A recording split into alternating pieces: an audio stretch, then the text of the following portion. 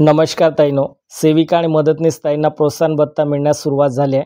आपण मागच्या व्हिडिओमध्येही डिस्कशन केलं होतं, चर्चा झाली होती आणि प्रोत्साहन भत्ता मिळण्यास सुरुवात झाली.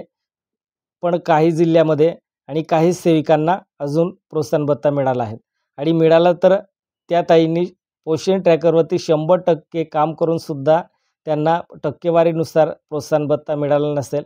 कारण मला भरपूर ताईंचं कमेंट आलं की मी एवढं काम केलं, एवढं 100% काम करून सुद्धा मला एवढं प्रोत्साहन भत्ता दिला गेला आहे, असं सुद्धा कमेंट आले. आणि काही ताईंना अजूनपर्यंत प्रोत्साहन भत्ता मिळाला नाही, आमच्याकडे मिळालं नाही, आमच्याकडे मिळालं नाही असं सांगताय. तर बघा, सर्व ताईंना प्रोत्साहन भत्ता दिले जाणार आहे, सेविका मदतनीस ताईंना. तर वेट करायचं आहे, कारण त्यांच्या जिल्ह्यानुसार आणि तालुक्यानुसार त्या ठिकाणी निधी वाटप केली जात आहे आणि प्रत्येक सेविका ताई आणि मदतनीस ताईंना त्यांचं कामाचं त्या ठिकाणी कॅल्क्युलेशन केले जाणार. बघा, पोषण ट्रॅकरवरती जेवढं तुम्ही काम केलं असेल, जेवढं पर्सेंटेज काम केलं असेल, त्याच पर्सेंटेजनुसार तुम्हाला प्रोत्साहन भत्ता दिले जाणार आहे. जर कमी आलं असेल, बघा मी मागच्या व्हिडिओमध्येही म्हटलं होतं, तुम्ही जर पोषण ट्रॅकरवरती ऑनलाईन काम करताय आणि तुम्हाला तुमच्याकडे काहीच प्रूफ नाही, तुम्ही डायरेक्ट त्या ठिकाणी ऑनलाईन सबमिट करताय, तर आपल्याकडे एक प्रूफ ठेवायचं आहे. आपण ऑफलाईनसुद्धा तो डेटा सेव्ह करून ठेवायचा आहे, लिहून ठेवायचं आहे. आणि आपलं जर असं प्रोत्साहन भत्ता कमी आला किंवा कुठे प्रॉब्लेम आला तर आपण ते डाटा आपण त्या कार्यालयामध्ये किंवा त्या ऑफिसमध्ये जाऊन आपण सबमिट करू शकतो.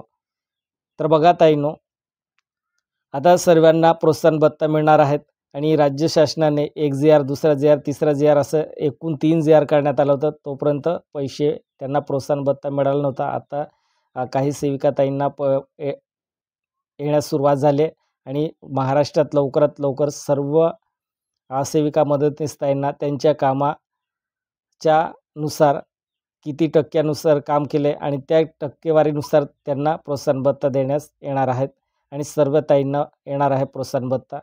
तर थोडं वेळ लागेल ताईंनो, कारण राज्य शासनाने जे निधी वितरित केले आहे तर त्यांच्या बजेटनुसार ते लवकरात लवकर त्यांना जेवढं त्यांना लवकरात देता येईल तेवढं लवकर ते सेविका आणि मदतनीस ताईंच्या अकाउंटमध्ये ते प्रोत्साहन भत्ता डिपॉझिट केले जातील. आणि भरपूर ताईंचं कमेंट येत आहे की अजूनपर्यंत आम्हाला मिळालं नाही. तर बघा, व्हिडिओ बघा ताईंनो, पूर्ण व्हिडिओ बघा. पूर्ण व्हिडिओ बघत नाही तुम्ही. मी जेवढं तुम्हाला मागच्या व्हिडिओमध्ये म्हटलं होतं की तुम्हाला एवढं या जिल्ह्यामध्ये आणि लवकरात केव्हा येणार आहेत तेही सर्व डिस्कशन केलं होतं. आता या व्हिडिओच्या माध्यमातूनही मी सेविका आणि मदतनीस ताईंना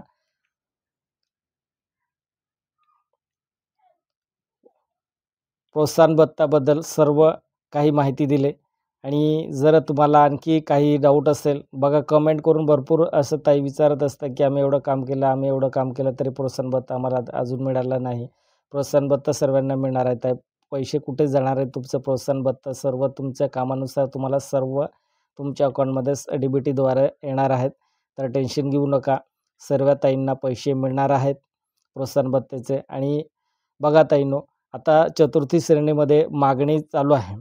सेविका आणि मदतनीस ताईंचं चतुर्थी श्रेणीमध्ये जर झालं तर चांगली गोष्ट आहे.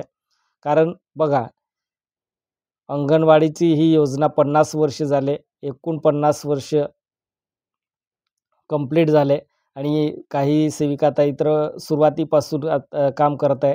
तर बघा, त्यांनाही फायदा होईल चतुर्थी श्रेणीमध्ये गेलं तर, कारण एवढं काम आहे.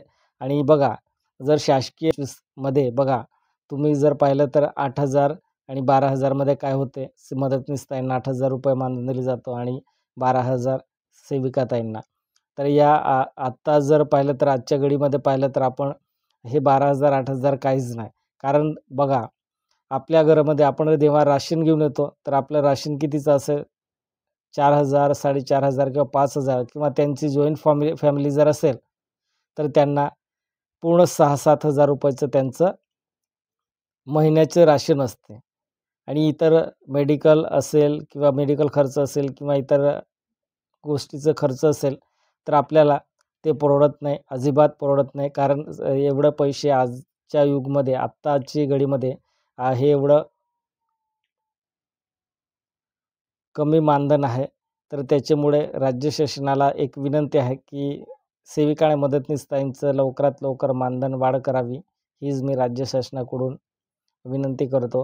आणि असे भरपूर संघटना आहे. संघटनांनी सुद्धा त्या ठिकाणी वेळोवेळी राज्य शासनाला निवेदन देत आहे आणि त्यांचीही मागणी आहेत तेही खूप प्रयत्न करत आहे. कारण खरंच संघटनेशिवाय त्या ठिकाणी तुमचं सेविका आणि मदतनीस ताईंचं त्या ठिकाणी काम होणार नाही. कारण संघटना हे एक सतत त्या ठिकाणी पाठपुरवठा करते राज्य